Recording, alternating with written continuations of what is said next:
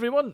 Not many of you will know this version of me, but my name is TheFruitFandongo, or Fruit for short, as most people will know me on my live streams. Today I want to talk to you guys about a video, actually a series of videos that were made about me some time ago. These videos labelled me as a toxic DBD streamer. In this video I'm going to take you through my journey discussing those videos, sharing my thoughts and answering a big question.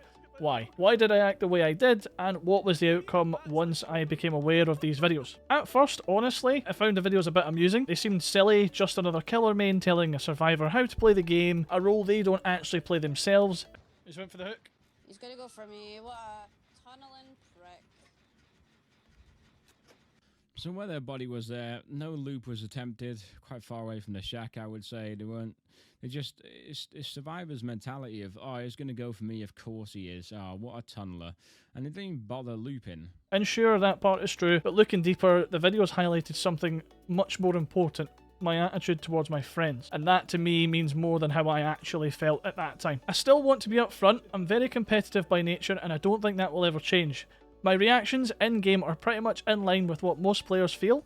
Of course, I get frustrated when I'm tunneled or slugged relentlessly. It's boring, and we all know it. Those who say otherwise are usually the ones doing it. Now, it's not my place to tell anyone how to play the game, but in those heated moments, yeah, I vent my frustration. I might even call the killer names, but it's rarely aimed at the person behind the killer. It's just an in-the-moment thing, we're just having a laugh. We joke around, but nothing is ever personal. Anything said on my streams is meant as satire and just blowing off steam. Rolling back a bit, these videos were taken from a time when COVID was hitting hard. Like many people, I had a lot of things going on. I was in the middle of quitting smoking, isolated from family, and venting my frustrations in Dead by Daylight, and unfortunately, onto my friends. Mentally, I wasn't ready to be streaming or being in any kind of spotlight, but I put myself in that position. That brings up an important question. How did these videos make me feel? How did these videos make me feel, and how do these videos impact others who have been targeted for simply getting upset at a game or venting? I know my frustrations were aimed at my friends, but the videos felt really personal, like I was being picked apart by an unwanted therapist. They even pointed out things like my bouncing leg as a sign of frustration, which for the record is just something I do all the time. It's totally normal. It's nothing to do with the game, it's just something that I do personally. When I first saw the videos, I was shocked. I never thought something like that would happen to me. Most content creators don't expect to be put on blast like that, but the worst part, it pushed me into a severe bout of depression and forced me away from the platform, making me consider just stopping Twitch altogether, not even attempting YouTube because I felt like I would just be kicked away from the platform or pushed away without even beginning to gain an audience. But after gaining a small audience and some people that truly are dedicated to watching my streams every single time I go live, it's made me realise that I perhaps need to make a response to the videos that were made about me. I fully accept responsibility for my behaviour and my friends understand that too. You can hear that in the responses as I asked them to be as honest as they possibly could be in order to make this video as genuine as possible so that you guys understand my perspective and the people whom I potentially treated poorly and get their perspective as well.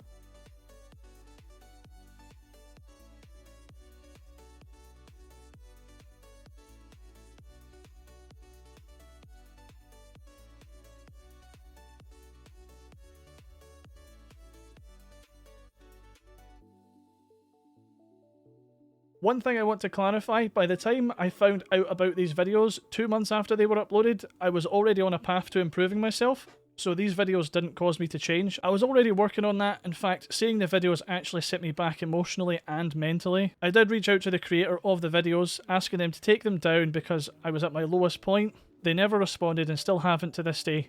And today's currently the 3rd of March 2025. Those messages were sent around 2022. Interestingly though, my friend MF Doom, whom you've seen a message from in reaction to the videos, reached out to them as well. They did respond to him within 24 hours, but to me, nothing. Still no response to this day, as I sent my message at the same time he did. If videos like this can cause someone like me to spiral into depression and take years to recover, I can't imagine the impact on others. I have immense respect for creators who put toxic behaviour on blast but do it responsibly, like Spookandukes, who is well known for that kind of content. He acts almost like Dead by Daylight's content cop, but the key difference is he shows respect to even the most toxic players by blurring their faces and distorting their voices.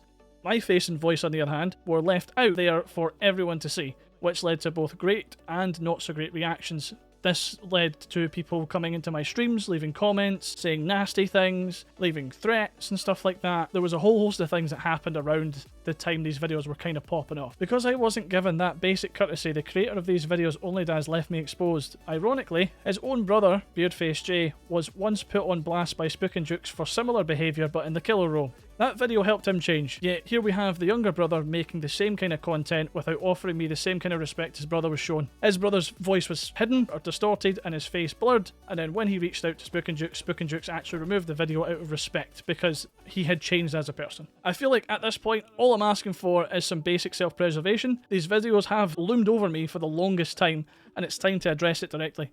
So this is me openly asking you, OnlyDaz, please either take the videos down or blur my face and mask my voice. I'm sure re-uploading parts 2 through 4 with those edits would actually benefit you, especially with Dead by Daylight about to see a massive surge in players because of Five Nights at Freddy's. All I'm asking for is some courtesy that was shown to your brother. I'm now simply asking for that same respect to be shown to me. That said, I want to also express my thanks to you, OnlyDaz. In a strange way, your videos did help. They pointed out things I genuinely needed to work on, even though they also triggered a difficult downward spiral that took me years to recover from. They were part of my growth. Let's put the past behind us and move forward as friends rather than opponents. So, if you take the videos down, I'd love to play a game with you, do some 1v1s, just vibe a bit, and you can really see what kind of a person I am off camera as well as on camera, because it doesn't really matter, I'm the same person both on and off. And finally, thank you to everyone who's watched this video, it truly means the world to me. To anyone out there who's struggling with mental health or finding it hard to get through each day, please know you're not alone. Someone loves you for who you are, no matter how others might view you from the outside. I love you guys, thank you so much for watching, and have a great one.